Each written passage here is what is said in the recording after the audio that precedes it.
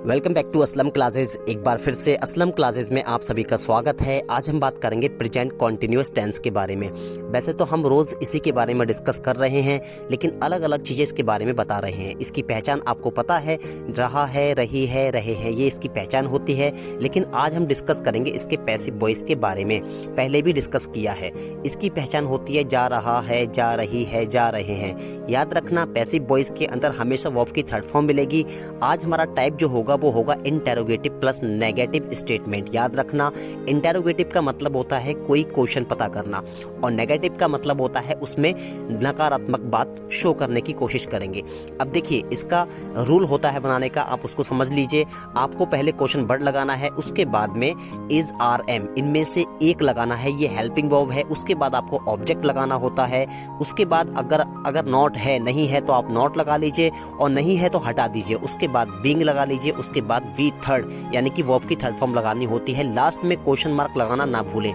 Example देखें, रानी को अस्पताल में क्यों भर्ती नहीं किया जा रहा है। अब देखें, ये पैसिव वॉइस है, कैसे पहचाने। देखिए, मैं कहूँ घर वाले रानी को अस्पताल में भर्ती नहीं कर रहे हैं, तो काम करने वाले यहाँ पर घर वाले हैं, तो इसलिए ये एक्टिव वॉइस हो गया। यहाँ पर रानी को भर्ती तो किया जाएगा, लेकिन कौन कर रहा है ये हमें पता नहीं है, इसीलिए ये पैसिव वॉइस है। तो पूछो किसको भर्ती किया जा रहा है, रानी को। तो आपको पहले लगाना है क्वेश्चन वर्ड। क्वेश्चन वर्ड क्या है, क्यों। क्यों क्यों बोलते हैं, वाई। उसके बाद में हेल्पिंग वर्ब इज लगा लीजिए, क्योंकि रानी एक है। उसके बाद आपको नॉट लगाना है, उसके बाद आपको बीइंग लगाना है। उसके बाद वर्ब की थर्ड फॉर्म, भर्ती करना क्या होता है, एडमिट। थर्ड फॉर्म होती है एडमिटेड। अच्छा, कहाँ किया जा रहा है भर्ती, इन द हॉस्पिटल। तो क्या हो गया, why is Rani not being admitted in the hospital. Rani को अस्पताल में भर्ती क्यों नहीं किया जा रहा है। रूल को फिर से देख लीजिए आप। आपको क्वेश्चन वर्ड लगाना होता है, उसके बाद में इज, आर, एम इनमें से कोई एक लगाइए। उसके बाद आपको ऑब्जेक्ट लगाना होता है। उसके बाद नॉट, अगर नॉट नहीं है तो नॉट लगा लीजिए, नहीं है तो कोई नहीं है। उसके बाद आपको बीइंग लगाना है, उसके बाद आपको बी थर्ड लगाना है, और लास्ट में क्वेश्चन मार्क लगाना आप नहीं भूलेंगे, याद रखें। बीइंग के साथ में बी थर्ड का मिलना ये पैसिव वॉइस कहलाता है, इस बात को भी आप जरूर याद रखें। अब देखें एग्जांपल देखें, अस्पताल में मरीजों का इलाज ठीक से क्यों नहीं किया जा रहा है। अब देखिए, मैं कहूँ डॉक्टर अस्पताल में मरीजों का इलाज ठीक से क्यों नहीं कर रहे हैं, तो ये एक्टिव वॉइस हो जाता, क्योंकि इलाज करने वाले डॉक्टर थे। लेकिन इसमें आपके पास डॉक्टर नहीं है, इसमें जिसका इलाज हो रहा है वही है, तो ये पैसिव वॉइस का स्ट्रक्चर है। अब पता करें आप किसका इलाज किया जा रहा है, तो निकल के आएगा मरीजों का। मरीज बहुत सारे हैं, है ना। पहले क्वेश्चन वर्ड लगाइए। क्वेश्चन वर्ड है क्यों। क्यों को बोलते हैं वाई बोलते हैं। उसके बाद में आपको आर लगा लीजिए, क्योंकि आपको मरीज बहुत सारे हैं।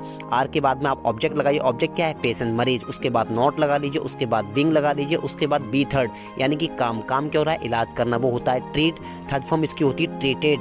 अब ठीक से का मतलब होता है वेल। अच्छा, कहाँ इलाज किया जा रहा है, इन द हॉस्पिटल। तो क्या हो गया, why are the patients not being treated well in the hospital. याद रखें, बीइंग के साथ में बी थर्ड का मिलना ये पैसिव वॉइस कहलाता है। आप ये नहीं कह सकते प्रेजेंट का है, पास्ट का है, फ्यूचर का है, ये किसी का भी हो सकता है, ठीक है ना। बीइंग के साथ में बी थर्ड का होना ये पैसिव वॉइस का स्ट्रक्चर है।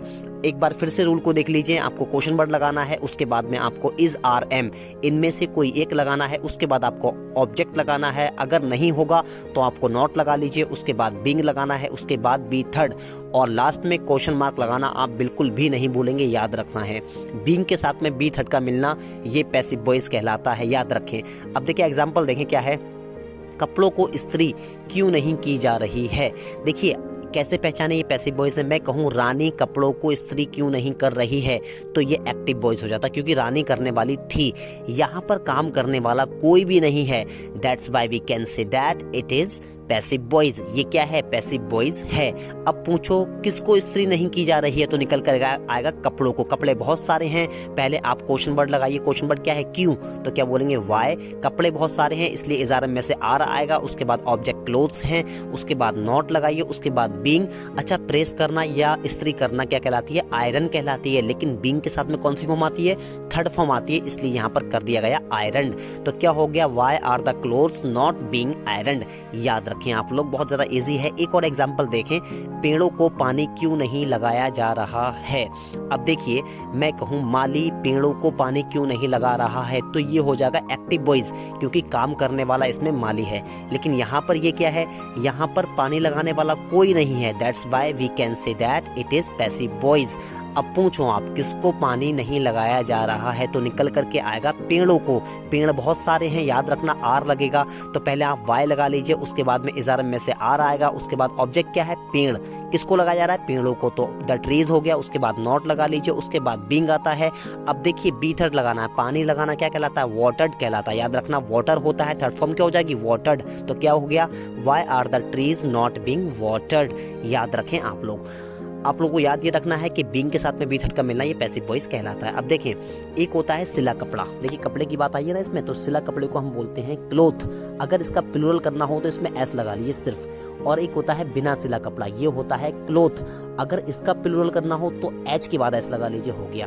अब देखें एक और एग्जाम्पल देखें, क्या है, मशीन कैसे चलाई जा रही है। आप बताइए पैसिव वॉइस है या एक्टिव वॉइस है। मुझे तो ये पैसिव वॉइस लग रहा है क्योंकि काम करने वाला इसके अंदर कोई भी नहीं है।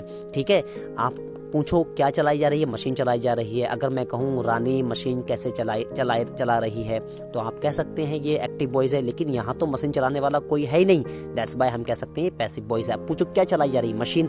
मशीन एक है, कैसे को हम पहले लगाना है, हाउ, उसके बाद इज लगा लीजिए, उसके बाद द मशीन, उसके बाद बीइंग लगाना है क्योंकि पैसिव वॉइस है, उसके बाद में आपको थर्ड फॉर्म लगानी है ऑपरेट। ऑपरेट का मतलब होता है चलाना, लेकिन इसकी थर्ड फॉर्म जो होती है वो होती है ऑपरेटेड। तो क्या हो गया, how is the machine being operated, machine कैसे चलाई जा रही है। याद रखें बीइंग के साथ में बी थर्ड का मिलना ये पैसिव वॉइस कहलाता है। एक और एग्जांपल देखें, बिस्तर क्यों नहीं किया जा रहा है। अब देखें मैं कहूँ सीता बिस्तर क्यों नहीं कर रही है, तो ये एक्टिव वॉइस होता, क्योंकि सीता है जो है ना वो बिस्तर करने वाली थी, यानी कि करता थी, काम को करने वाली थी। लेकिन यहाँ पर तो कोई भी नहीं है ना, यहाँ पर बिस्तर करने वाला कोई नहीं है, बस बिस्तर किया जा रहा है। ठीक है ना, तो ये पैसिव वॉइस हो गया। अब देखें आपको निकालिए क्या किया जा रहा है, बिस्तर। बिस्तर एक है तो पहले लगाइए क्वेश्चन मार्क क्या, वाई, उसके बाद इज लगा लीजिए, उसके बाद ऑब्जेक्ट क्या है, बेड, उसके बाद नॉट, उसके बाद क्या लगाना है, बीइंग। और करने का मतलब यहाँ पर मेक से है, मेक की थर्ड फॉर्म क्या होती है, मेड होती है। याद ये रखना है कि बीइंग के साथ में हमेशा वर्ब की थर्ड फॉर्म मिलती है। तो क्या हो गया, why is bed not being made. ठीक है ना, बेड बोलेंगे इसको। अब देखें एक एग्जाम्पल आप खुद से बनाने की कोशिश कीजिए, गरीबों को उनका हक क्यों नहीं दिया जा रहा है। आप समझिए ये एक्टिव वॉइस है, पैसिव वॉइस है, खुद से बनाइए। Thank you for watching my video, share and subscribe Aslam classes as well as you must like my videos if you like my video. Thank you for watching my video. Share and subscribe.